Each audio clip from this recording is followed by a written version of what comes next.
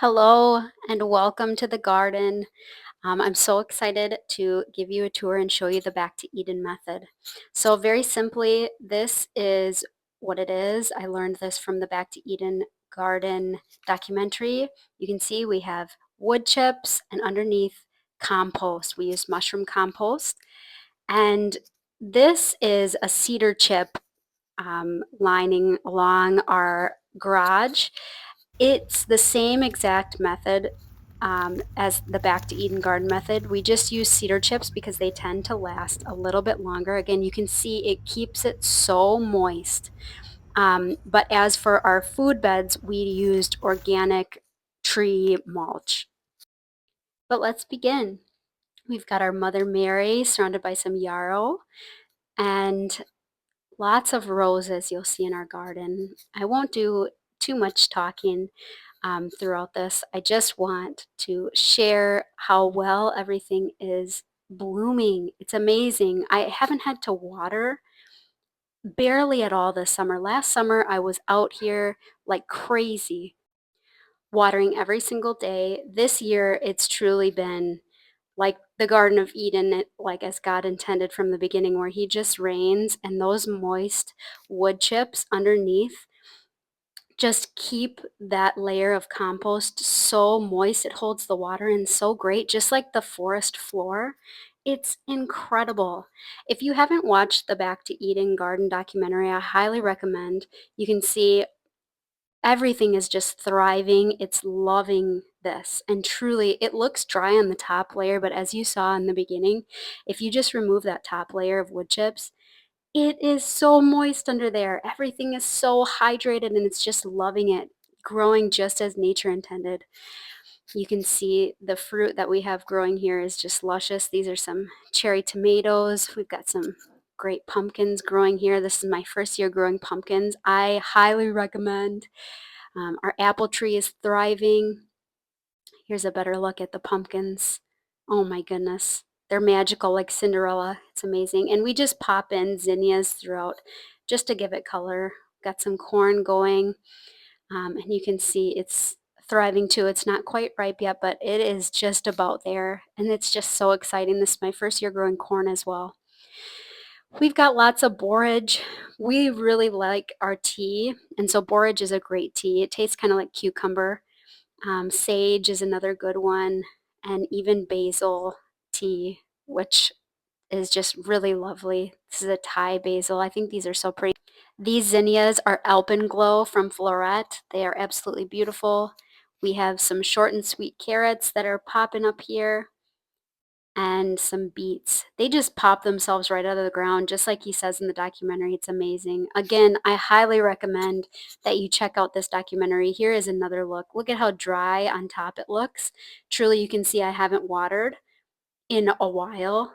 And oh my gosh, it is so moist under there. Everything is completely hydrated and just thriving. Um, a little more beets over here. Another area of radish and potatoes right in front of our corn.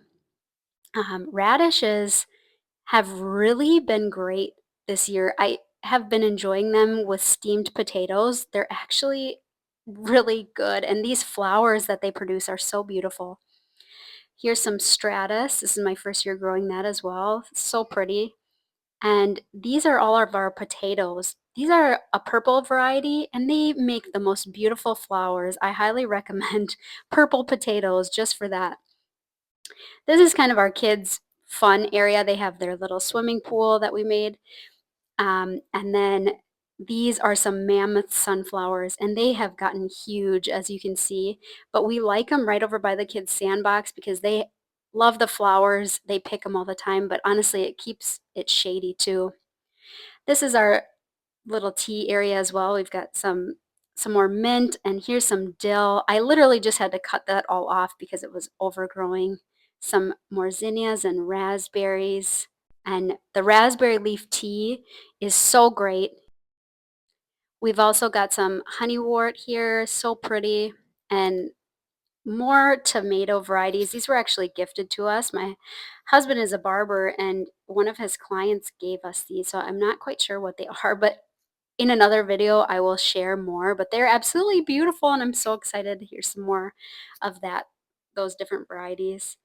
Again, just beautiful zinnias, and this is our wisteria. I'm trying to get it to climb the house. Some aster and some bee balm. The bees absolutely love this, and you can see it's so pretty. It smells so divine. We have another hydrangea. I think this is pink lemonade, I want to say. And this is our clematis. I just trained it to climb the house with some wire and some eye hooks. So beautiful. I'll have a video on that soon. More roses. This one's very small, but I'm trying to get it to cover this little area here.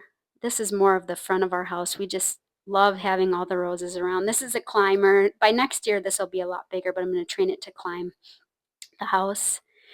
St. Tropez rose. This my husband got me for Mother's Day. Beautiful. Some lavender we have popped out in the front. These all look really small because some more hydrangeas. They look small because we just planted them this year, but we're really looking forward to them getting a lot bigger as next year comes into play. I'm pregnant this summer, so we still have a lot of work to do, but I'm looking forward to everything really blooming and growing. This rose was the rose from How to Save a Rose video. As you can see, it's definitely thriving.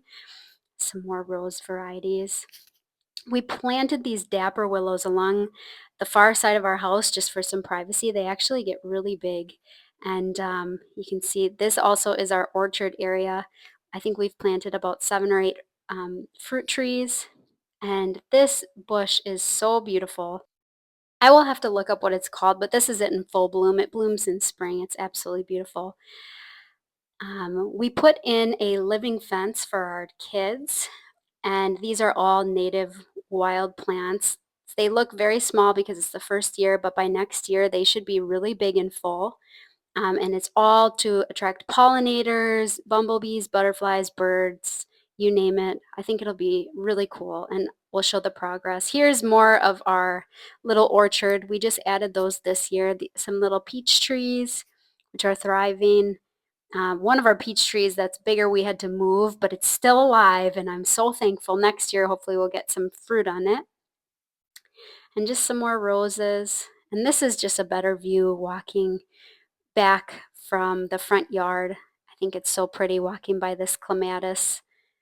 If you're interested, I will post a video on how I did that. I recorded it and it should be pretty cool. But here is walking up on our yard. It's a little messy because this is the kids' area, but oh, what a beautiful area to play in as a kid. You can see our sunflowers. There's some zinnias right by the sandbox and some cosmos along with the sunflowers. My daughter loves to pick these, and that's why they've gotten so big, is because she's been pinching them for me. She's awesome.